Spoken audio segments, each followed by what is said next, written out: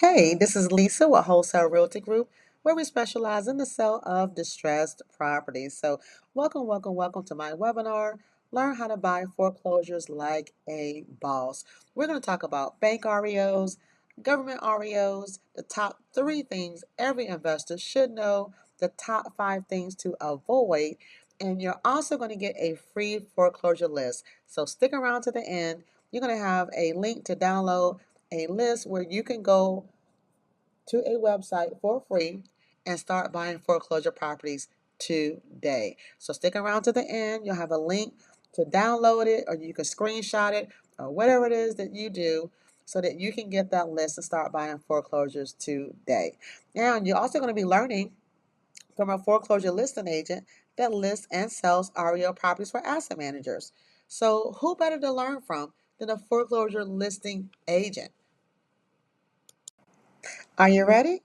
Are you ready to confidently purchase foreclosure properties without the risk of the common pitfalls and mistakes that cause you to lose money? Take a peek behind the scenes and get the inside scoop from a 20 plus year real estate veteran that's a foreclosure listing agent. This is exclusive insider knowledge that other investors don't want you to know. I developed this guide because I was tired of meeting investors that were shelling out tens of thousands of dollars to learn how to buy foreclosures, but yet still didn't know how to buy foreclosures.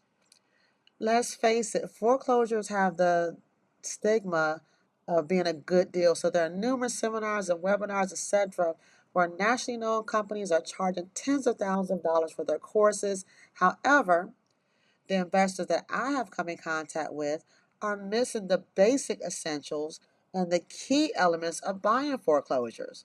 In my opinion, there's no one better to learn from than someone who lists and sells these type of properties, an insider, someone who knows the process on the listing side and on the sales side, someone who has worked closely with asset managers for government-owned homes, bank-owned homes, and corporate assets. Someone like me. Not knowing how to purchase foreclosure properties could cost you money and lots of it. They are not listed and sold like traditional resale. Don't rely on your agent to know everything in this very niche market. Instead, be a savvy investor and learn the insider tips. I guarantee you, you will learn something in this insider's guide to how to buy foreclosures like a boss. Included in the e-guide are the top 10 things that every investor should know before spending or losing one dime on foreclosures and more. I've witnessed investors losing money simply because they just didn't know the process. If you are looking to buy foreclosures, currently buying foreclosures, or even just curious, this is the best investment for your business.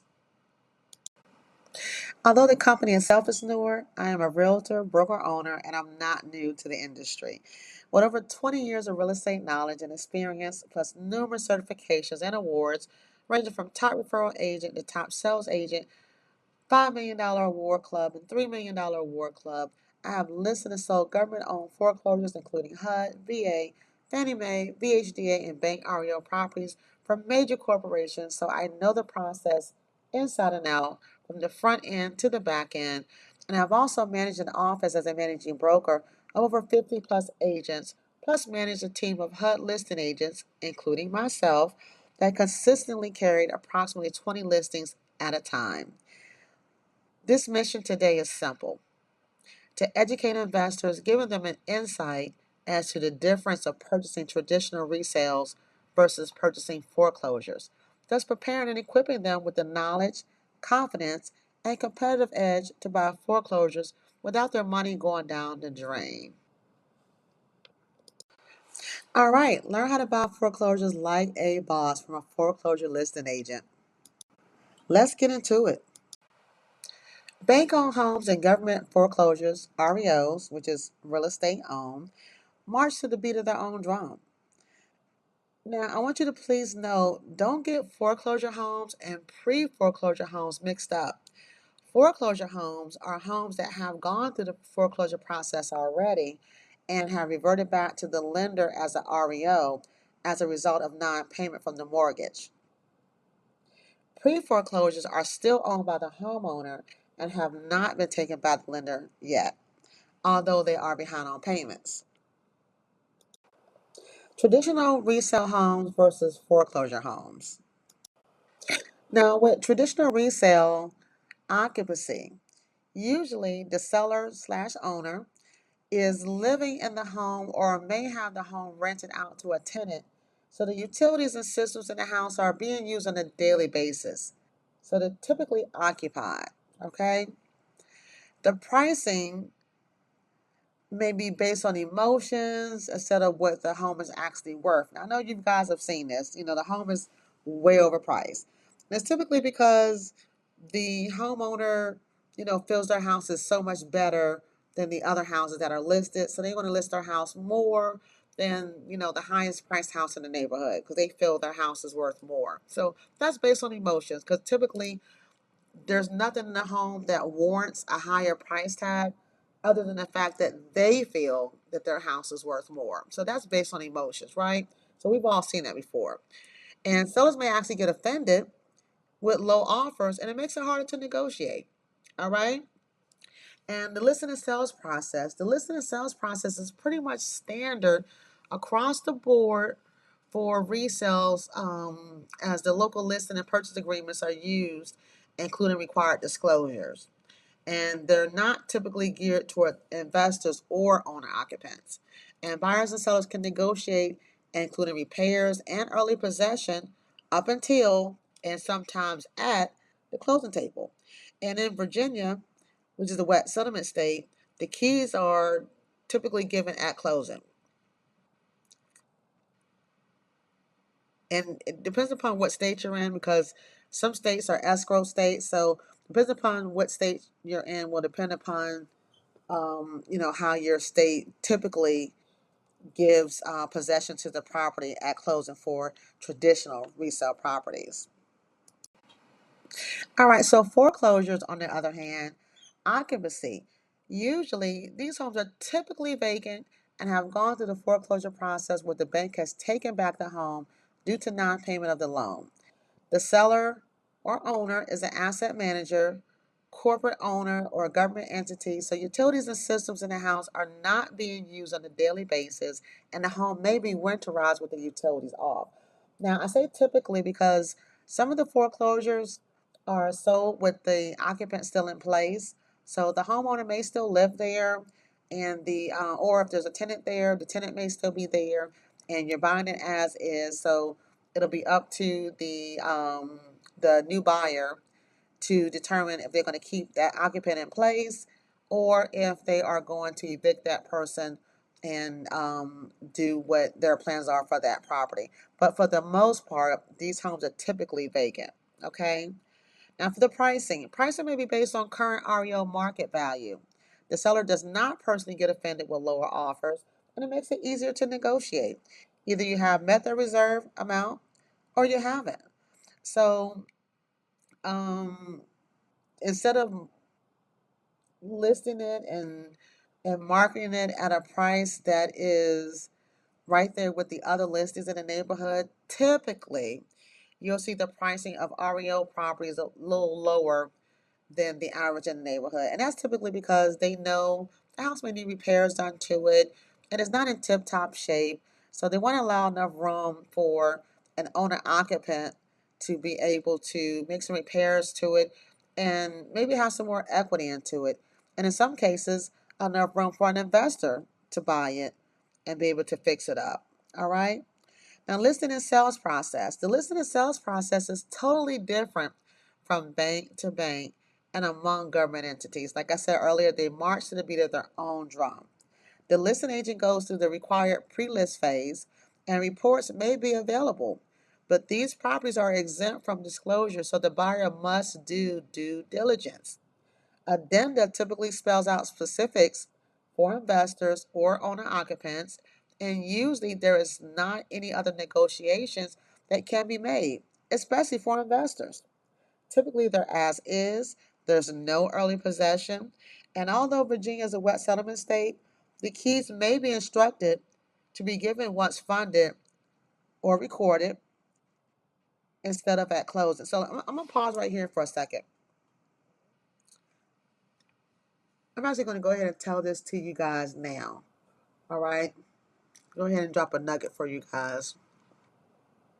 So in Virginia, so if you close on a home, typically you get the keys at closing, right? So you sign your documents, and then someone's going to pass you over the keys at closing. That's typically how that works in the state of Virginia, okay?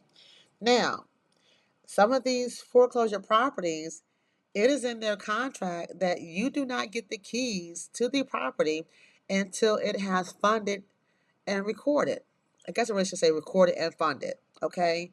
So what that means is they want to make sure that they get their money before they pass over the keys, all right? So why is that important? Because this is actually super important, which is why I'm going to actually stop here for a second. This is super important.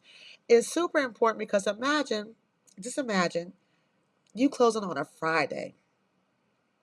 And let's say you didn't read your contract and you think that you're going to get your keys when you sign a document. So you have everything lined up, your dumpsters lined up, you have your clean out crew, your trash out crew, you have everybody lined up for Friday afternoon.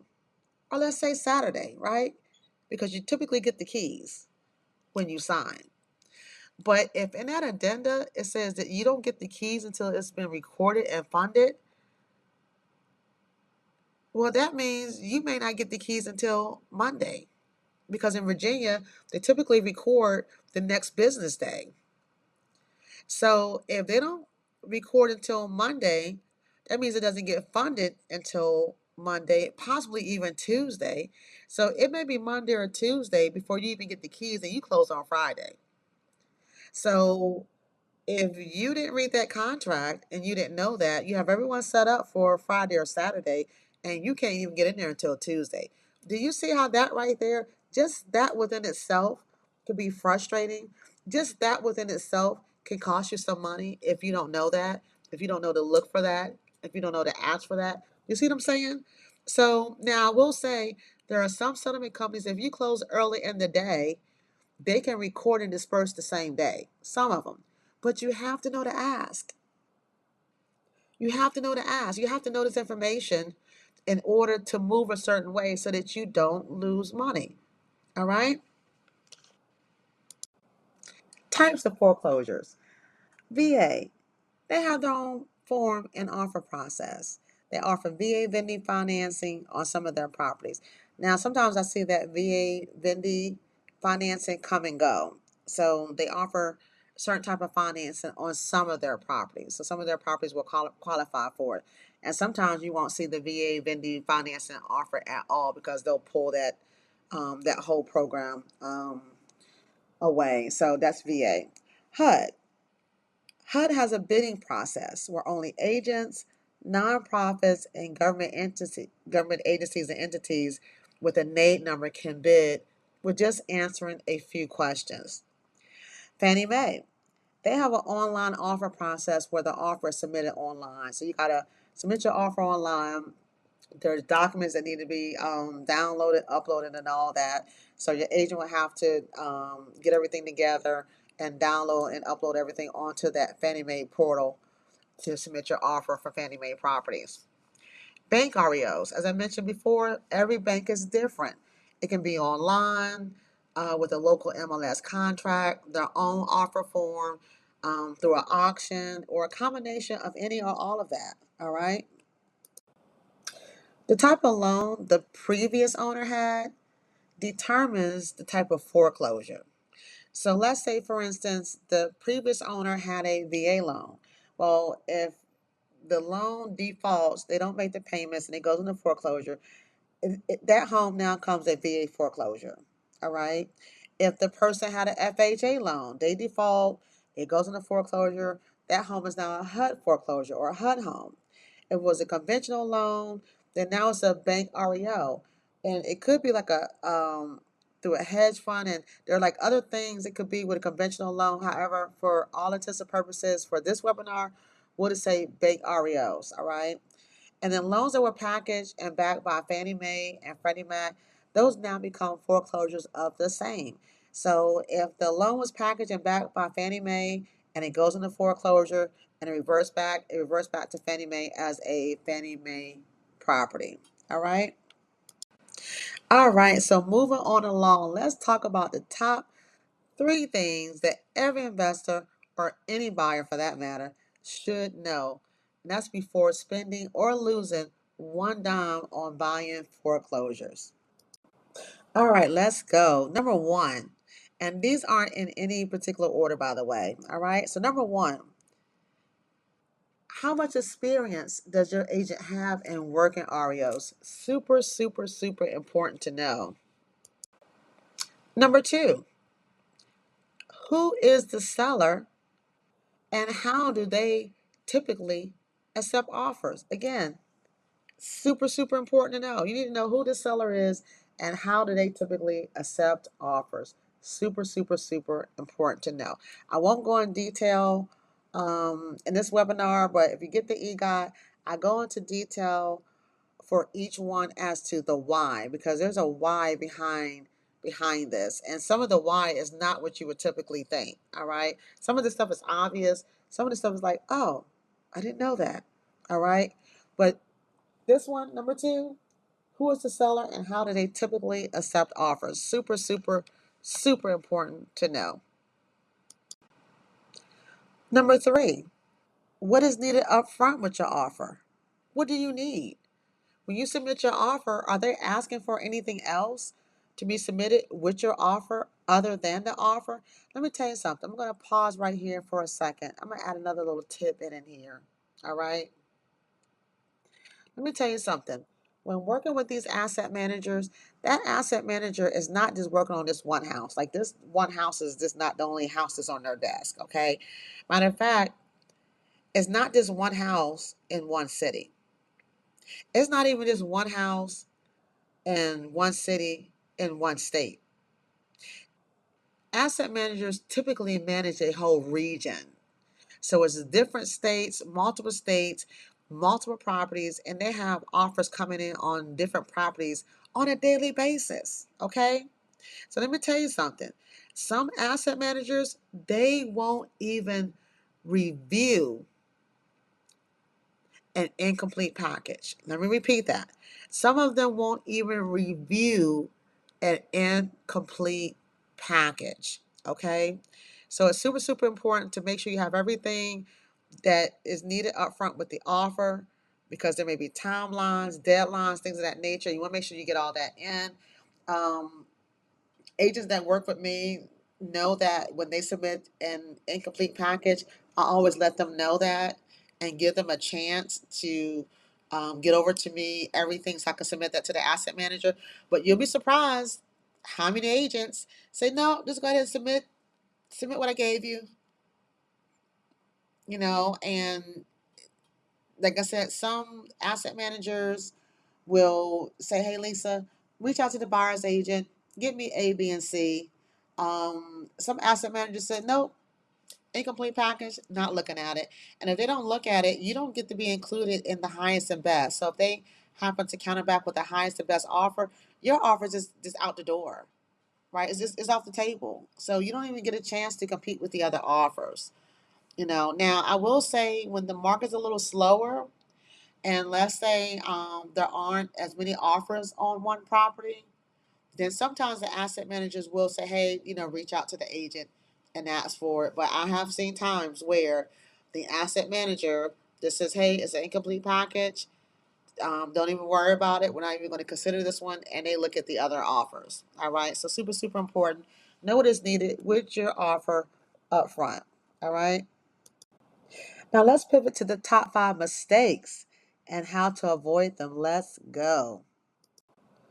All right, top 5 mistakes. So number one, relying solely on your real estate agent and not knowing anything about the process. Oh my gosh, such a mistake.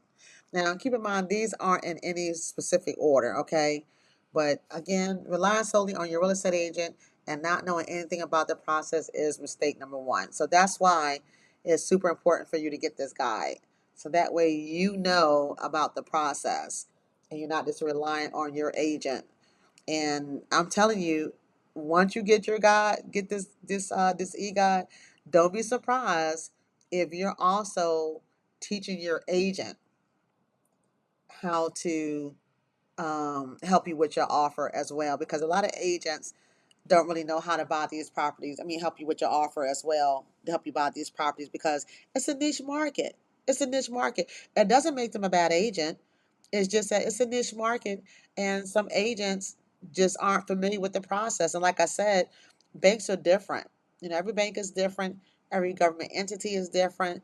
So if you are an agent and you haven't been putting in offers in, on these REOs, you might not necessarily know the process. Again, doesn't make them a bad agent. But I'm telling you, if you get this guide and you follow what I tell you, and you get that questionnaire and you start learning this stuff, and you start taking down these insider tips, I'm telling you, you're going to teach your agent something. Watch what I say. You're going to teach your agent something. Number two, mistake number two, not knowing timelines and not planning ahead, thus missing deadlines. Oh my goodness gracious. There are timelines all throughout um, purchasing foreclosures, from the offer process, because sometimes like there may be like a deadline we need to get your offer in. So before you even get your offer in, typically there's a deadline and a timeline. And there's timelines all throughout that whole process. Okay? So not knowing these timelines and not planning ahead, thus missing these deadlines, I'm telling you, you guys got to learn how to avoid these. All right. So not knowing the timelines and not planning ahead, thus missing the deadline. Super, super, super important. Know these deadlines. Know your timelines. Okay. Number three, mistake number three, not knowing how you can get out and if it's possible to get your EMD return. All right. So as an investor, really on any contract that you guys write, you should be having an exit strategy and out. They call it, so that if for some reason, you need to get out of the contract, you have an out. All right. And then you need to know, if you exercise your right to get out, can you get your EMD return? Super, super, super important. I have seen so many investors lose their EMD. All right. And EMD, by the way, is earnest money deposit. That's the money that you put down with your offer. So when you send the offer over, typically there's a certain amount of EMD, earnest money deposit, that the asset manager may require to be with your offer. And depending upon the contract, the asset manager and whoever is handling that asset will depend upon um, if you have a way that you can get out, and if you can get your earnest money deposit return if you decide not to move forward with the sale. So if you don't close on it, you need to know, if something happens, and let's say I don't want this property and I don't want to close on this property, can I get my EMD back? My earnest money deposit back that I put down? I'm telling you guys, I have had asset managers tell me, hey, Lisa, let the buyer's agent know we're keeping their earnest money deposit. All right. And that earnest money deposit could be $5,000, $10,000, because it's not unusual for an asset manager to want 10% of the sales price from an investor who's purchasing that property. So if the property is $100,000, guess what the investor had to give up as an EMD? Yep, $10,000. And if you decided you don't want the property and you don't know, if you can get out, how you can get out, and if it's possible to get your EMD return before you submit that offer and sign up on that contract, guess what? If you decide not to close, hey, on a $100,000 property, that could be $10,000 that the asset manager gets to keep of yours. So now, do you kind of see what I'm saying here? This e-guide is super, super important, guys. I can't even stress to you the things that you're going to learn in that e-guide that's going to help you. But just the tips that I'm giving you in this webinar, just the nuggets that I'm giving you in this webinar, I'm telling you, just these nuggets alone are going to save you some money. All right. But this isn't even the tip of the iceberg compared to what you're going to get in the eGuide. But again, mistake number three, not knowing how you can get out and if it's possible to get your EMD return. So that means if you don't close on the property, don't go through with the sale, can you get your earnest money deposit back? You need to know that. Can you? Number four, mistake number four, not knowing who does what, when, where, and how. Oh my goodness. Whew. All right, so that might not necessarily seem like much when you think about it, like not knowing who does what, when, where, and how. But it's super, super important because there are certain responsibilities with these REO properties. And as an investor, you really need to know who's responsible for what, like who's doing what. Is it your responsibility to do something? Is it the bank's responsibility to do it? Is it your agent's responsibility to do it? Is it the listing agent's responsibility to do it? Is it the settlement company's responsibility to do it?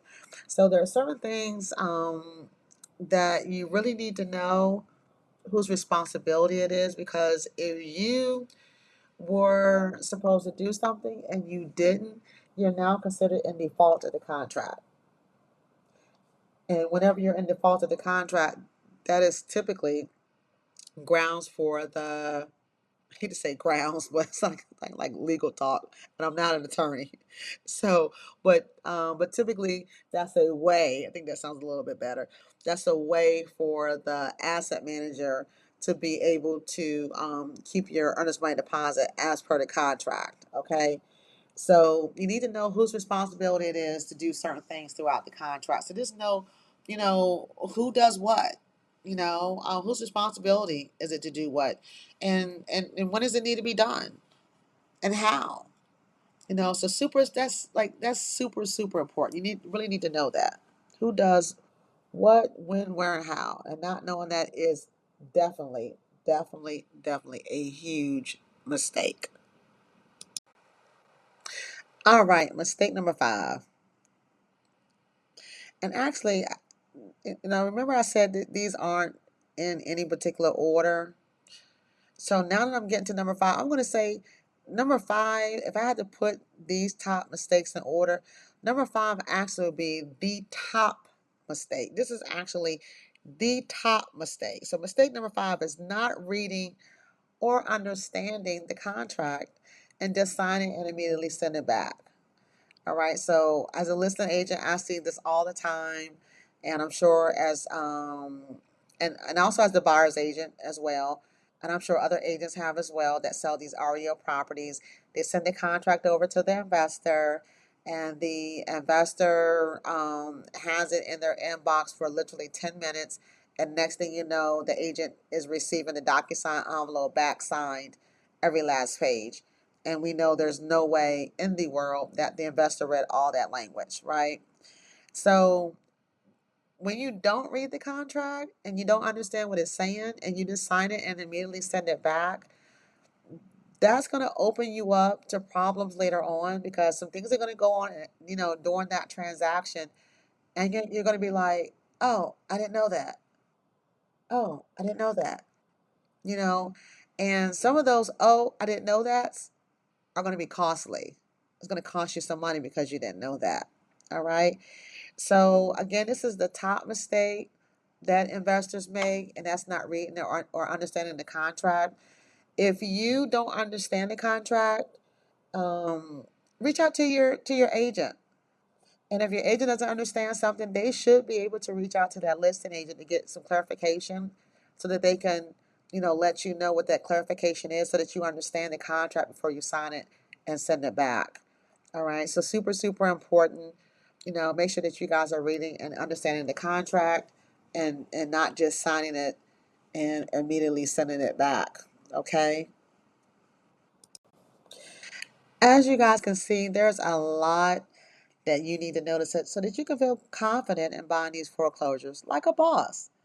Don't get left behind. Get ahead of your competition now by instantly downloading the eGuide. Look, I went through a lot of things with you during this webinar, but like I said, that's just the tip of the iceberg. There's so many more things that you guys need to know. I'm telling you, once you get the eGuide and you get these questionnaires, a property questionnaire that's in there that you can use, and start learning so that you notice like the back of your hand. I'm telling you guys, it is going to change your game. It's going to change the way that you purchase these foreclosures. All right. So, like I said, there's a lot. There's a lot to it. So you really do need to go ahead and download the eGuide. Let me tell you what you're going to get. So you're going to get more tips, including the explanations for each, a total of 21.